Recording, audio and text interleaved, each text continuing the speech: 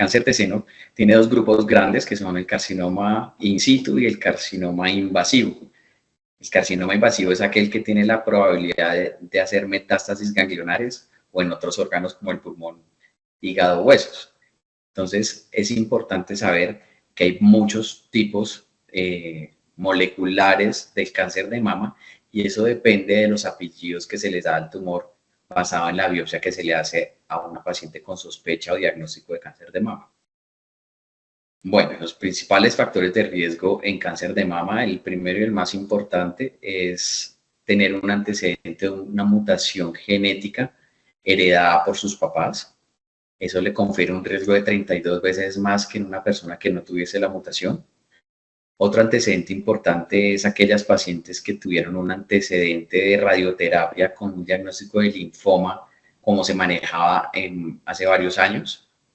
Otro factor de riesgo muy importante es la densidad mamaria. ¿Qué es la densidad mamaria? Es qué tan blanco es el seno de una mujer que se detecta por mamografía y no es blanco, sino quiere decir que falta un recambio o una involución de la glándula mamaria a grasa, que es el proceso normal. Son grasas muy densas, casi como de una mujer joven, y es difícil en las estrategias de detección ver lesiones sospechosas. Y hay otros factores de riesgo otro importante es un antecedente de una lesión premaligna que les llamamos técnicamente hiperplasias ductales atípicas o lobulares atípicas, y entre otros factores menos frecuentes, menos asociados, perdón, sería el alcoholismo, el sobrepeso, las terapias de reemplazo hormonal, las mujeres perimenopáusicas, entre otras. Fíjate que lamentablemente solamente entre el 5 y el 10% de las mujeres con cáncer de mama identificamos una mutación germinal que predisponga a las personas con cáncer de mama. Como mencioné, en los factores de riesgo es el factor de riesgo más importante, pero solamente en el 5 y el 10% podemos identificar una mutación heredada. Hay muchos tipos de genes asociados y pues el papel de la genética entra en que si tenemos una predisposición documentada, pues hay que establecer unas ciertas estrategias para prevención o tratamiento de la enfermedad del cáncer. Los síntomas y que clásicamente todos conocemos y la población general son síntomas asociados a la presencia de masa en el seno o un bulto, una retracción de la piel, la inflamación del seno que le llamamos edema en piel de naranja y es como si la piel estuviese con huequitos, el enrojecimiento en esa misma zona, la presencia de secreción de sangre o de líquido claro como agua clara en el pezón. Esos son los principales síntomas que hacen que las pacientes consulten con. Digamos que el dolor, que es un motivo de consulta muy frecuente y que lo asociamos a cáncer de mama, se presenta solamente entre el 5 y el 8% de los casos de cáncer de mama, porque la idea es detectarlos en una etapa muy temprana. Cuando una mujer encuentra cambios inflamatorios, como los que mencioné de piel de naranja, pues son etapas avanzadas de la enfermedad y la presencia o no de masas, pues no necesariamente es un síntoma asociado directamente a cáncer de mama, pero hace que una mujer consulte a tiempo. Entonces, lo más importante en el contexto del cáncer de mama es no llegar al diagnóstico del cáncer de mama.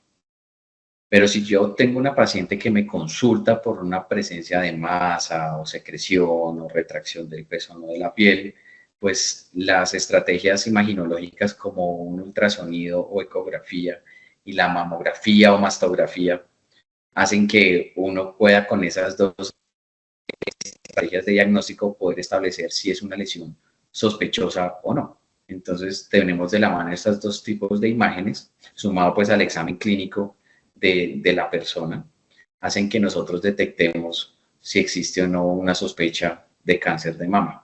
Porque no solamente tenemos que revisar las glándulas mamarias, sino que tenemos que revisar las regiones axilares y el cuello, porque muchas veces la enfermedad en un diagnóstico cuando se detecta puede tener ya compromiso de estas regiones, las supraclaviculares o las regiones axilares.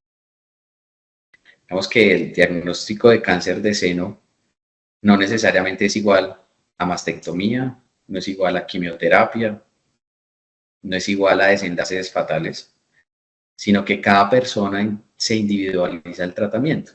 Entonces, eso depende de los apellidos del tumor, el tipo de cáncer que tenga la paciente. Con el diagnóstico con la biopsia, el diagnóstico molecular, eso hace que nosotros dentro de una junta, que el manejo del cáncer no solamente por el mastólogo, por el oncólogo o el radioterapeuta, sino que es una decisión en conjunto en los especialistas en cáncer, se toma la decisión de si vamos de entrada con cirugía, si vamos de entrada con tratamiento como quimioterapia, terapias dirigidas, o en casos en que no es posible por las condiciones de los pacientes y que tengan un alto riesgo de complicaciones perioperatorias o del uso de la quimioterapia, estrategias como radioterapia u otras. Digamos que las opciones de tratamiento dependen de la etapa de la enfermedad, si está en un tumor temprano, localmente avanzado o metastásico, y dependiendo de las estrategias de la etapa de la enfermedad más los diagnósticos moleculares, pues dependerá el tipo de tratamiento específico para cada persona. Es un reto muy grande porque lamentablemente ahorita en el 2020-2022 en el mundo hubo 3 millones de nuevos diagnósticos de cáncer de mama. Y en Colombia no estamos lejanos a esas cifras en el sentido que en el 2018-20, de acuerdo a Globocan, hubo 15.000 nuevos casos. Para 2040 fácilmente vamos a llegar a 20-25.000 casos. Entonces, lo más importante es concientizar a la paciente y al hombre, en el caso que tenga hereditaria a los hombres, tenemos que conocer nuestro cuerpo. Entonces, las estrategias de detección temprana van primero, conocer muy bien su cuerpo, es decir, el autoexamen mamario, todos los meses, sin importar la edad de la paciente, premenopáusica o posmenopáusica. Segundo, el examen clínico de la mama, es decir, una persona, un médico entrenado en la evaluación de las glándulas mamarias, examine el seno e identifique lesiones o no sospechosas. Y la tercera es la mamografía de tamizaje o de detección temprana, o mamografía de cribado. Esas son las tres estrategias.